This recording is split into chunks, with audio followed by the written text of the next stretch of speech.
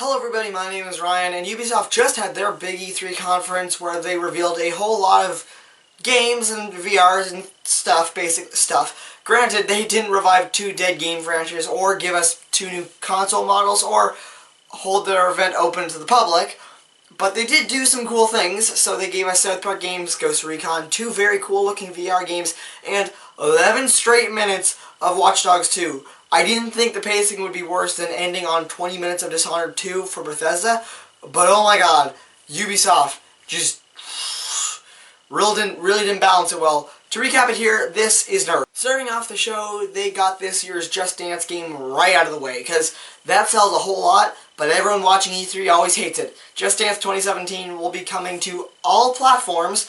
Don't know if that includes last gen or not, but all platforms this October, and also the Nintendo NX when it launches next year. Let me just say that I don't think all platforms includes PS Vita.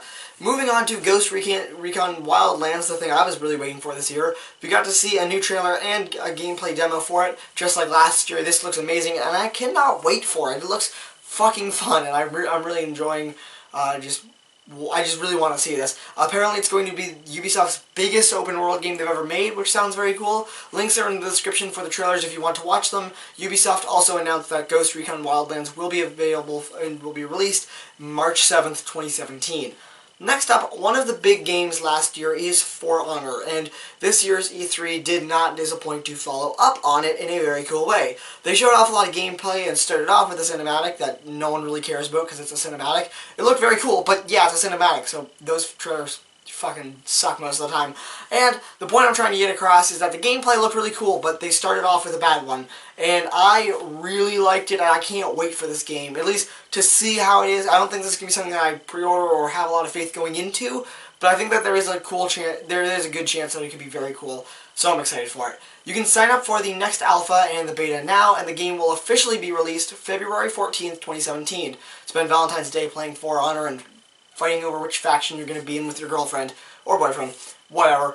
Also, Ubisoft did a cool thing this year because they went on stage and told us about a game that is out right now, which is very cool. We can buy and play right now, so that's fantastic. Not having to wait like 4 years, EA, because you announced a game that you announced Respawn's doing a Star Wars game, and that's like so far away. So why even? Okay, anyway, it's basically a standalone kind of sequel to Far Cry 3 Blood Dragon, combining a little bit of the Trials games. It's called Trials of the Blood Dragon. It is out now, and so go play it. Why wouldn't you? You can. It's out. I mean, it didn't really interest me, so that's kind of why I'm not going to play it, but if you want to go play it, you can go play it. If you want to go play it, then why not? We also got to see 11 minutes of straight gameplay from Watch Dogs 2, so if you're still questioning whether or not you should get it, this is probably the biggest piece of evidence out there until Metacritics and reviews start coming in. So I highly recommend you check it out. At this point it looks pretty cool. Still gonna wait for reviews and stuff. Still haven't played Watch Dogs 1. Still sitting on just like my shelf. But I'm gonna play it before Watch Dogs 2 comes out. I assure you that.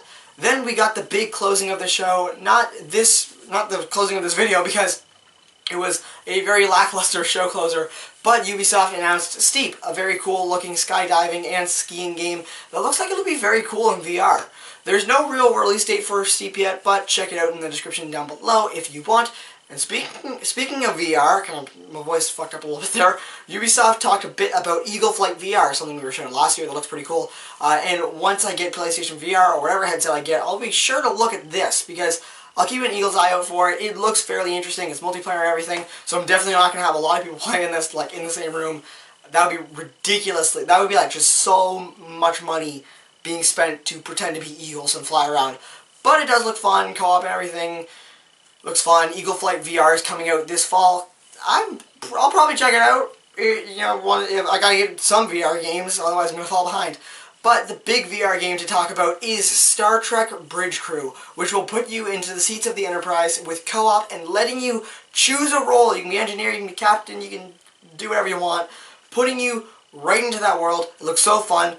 Granted, it might be a little bit basic. It looked like not incredibly. It looked like, holy shit, you get it in Star Trek? That's awesome! But I'm kind of wanting to see how this is actually going to review and everything, and how it's going to be a good game first.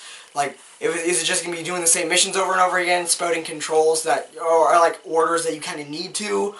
that's what I'm worried about it. But they did show some of the actors playing it, like LeVar Burton and Jerry Ryan, and also, you know, Carl Urban. But LeVar Burton and Jerry Ryan, that's much cooler. They showed them playing it, and it was incredible. LeVar Burton came out on stage, and he did the only thing that could have been cooler is if Troy Barnes were with him. Let's just put it like that. Star Trek Bridge Crew releases this fall, and finally, the biggest thing is the gameplay reveal for South Park, The Fractured Butthole.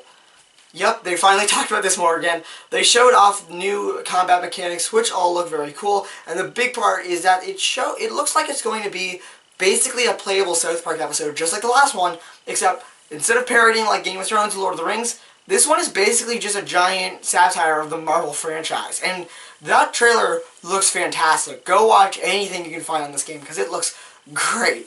I really enjoyed it. It was probably my favorite thing of this whole conference. That's why I'm ending this video on it. The game is being released December 6th, 2016, and if you pre-order it, you will receive the Stick of Truth. So I might actually have to pre-order it, because I didn't play the Stick of Truth, so this would be a good chance to if you haven't also. What do you think? Comment your thoughts down below. Give this video a like if you enjoyed, and subscribe for more E3 videos. Next up is Sony, which will of course be awesome. It's always awesome. The past few years, it's been great. Since like 2013 when they said, here's the PlayStation 4, they keep coming off with very cool things, especially last year with Final Fantasy VII and Last Guardian. Someone reminded me. Very, very much looking forward to that, and I'll see you all next time.